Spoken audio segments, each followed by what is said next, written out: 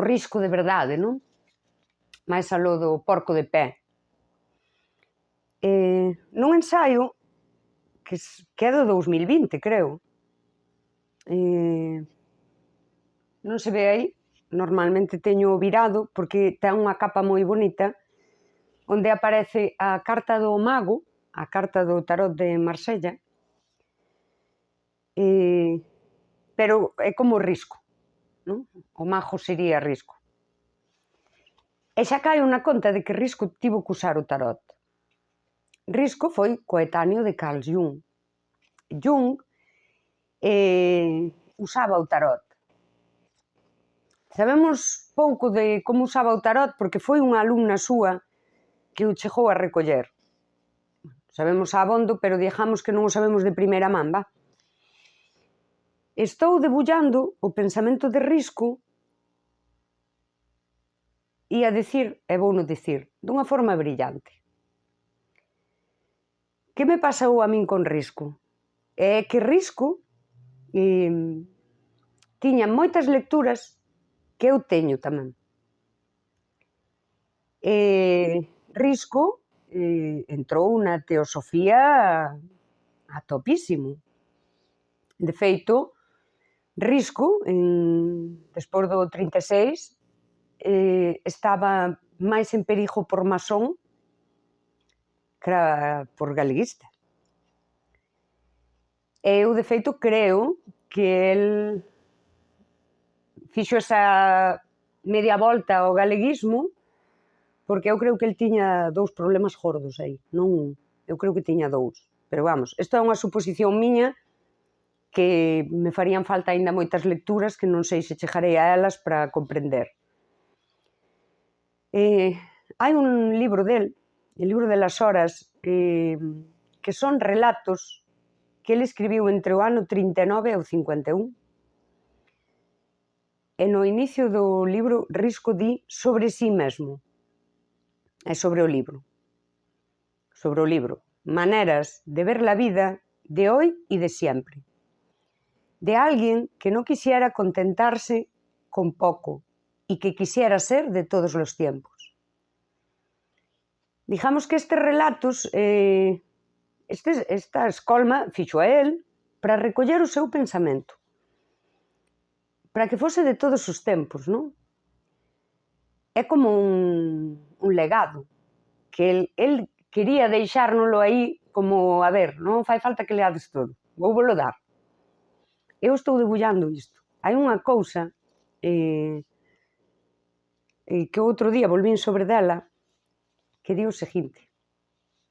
Sobre o rústico. O rústico, que eu entendo que ele aquí úsao desde ese punto de vista de quen foi tan internacional, non? É dicir, el abrazou todas as filosofías, liu moitísima filosofía oriental, mesturou todo iso dunha forma moi erudita. Eu entendo que o rústico é esta volta á súa esencia, non? Unha volta. Que fixo tamén desde o espiritual, tamén. El abrazou a teosofía, todas estas cousas orientais, e logo foi vendo algo maravilloso, que todo o mundo que agora se levan tanto as espiritualidades debían de facer o de risco, ver que cousas xa estaban aquí, non? Xa sabía, xa as facía a miña bisaboa e a miña tataraboa. Daquela nun relato di algo así: voy buscando el metabolismo basal de la vida humana en el cuerpo y en el espíritu, conjunta e indisolublemente. Y lo encuentro en este momento preciso en la rusticidad. En ella hay mucho más que lo indispensable y mucho menos que lo superfluo. E é tan maravilloso porque eu tive ese punto ao ler a Risco de poder conectar con iso, non? Xa fixen todo isto na vida, salvando as distancias, non? Que non fixen, bueno, non fixen tantas cousas como a Risco, fixen outras logo. Que eso que dixo eu de quitar xa todo iso e volver ao humano, non? Que ele aquí fala do rústico, non? Da rusticidade, do sinxelo, pois, porque el neste relato en concreto pois fala de sair camiñar, non? Pola volta da túa aldea e meterte polos camiños. De feito, tamén me identifico moito co tema de camiñar, ten varios relatos onde fala de camiñar, non? Como ese tempo que eu digo moitas veces, eu cando camiño entro en meditación. É dicir, miña mente ponse en meditación.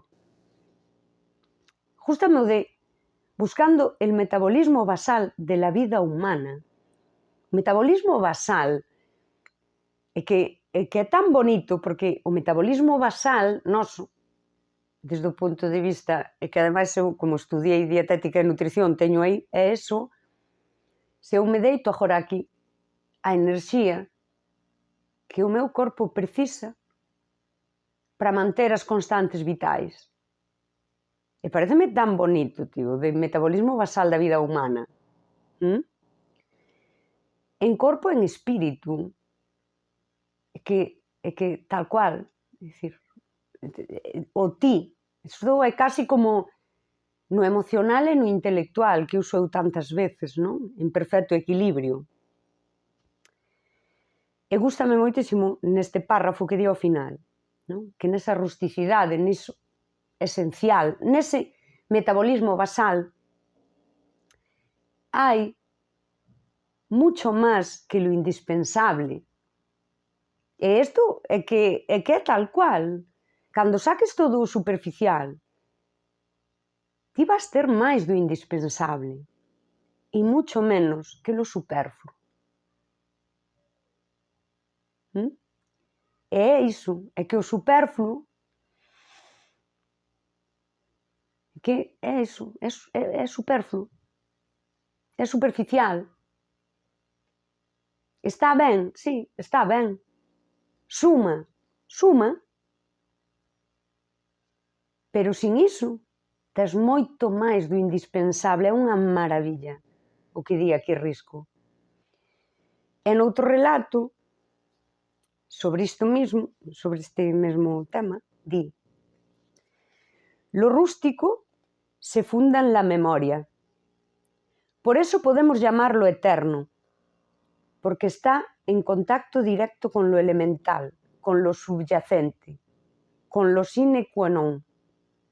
Y de él brota de un modo espontáneo y suficiente, como que en rigor es lo que en realidad nos hace falta y nada más. É que é iso, o que nos fai falta e nada máis. Son dous relatos diferentes, pero que van nesa liña, non? De pensamento do metabolismo basal da vida humana. E eu creo cegamente nisto. E vexo en Risco, e aí é onde dixo eu. Non dixo nada que antes non dixese Risco, que tamén lía a estoutros que eu lín, a Jung, a Krishnamurti, que os coñecía, que sabía destes pensamentos. Non é nada que non dixese Erich Fromm, non é nada que eu non fose lendo en todos os libros do coreano, do Han, que hai que volver a iso. Hai que sacar o superficial e non prescindir diso. Non digo que se prescinda, ti vives neste mundo como é, pero sí darlle o valor xusto. E a hora da verdade, aquí Jung, o meu Vicente Risco lía a Jung, usaba o tarot como a Jung, Jung dicía que cando te poñas frente a outra persoa, vexas só esa vida humana, esa alma, non? É que, quero dicir, que o estou dicindo eu, non estou dicindo nada novo, non estou dicindo nada que grandes pensadores, debullando todo, a sociedade, o que pasa, as súas propias vidas, non chegasen a iso.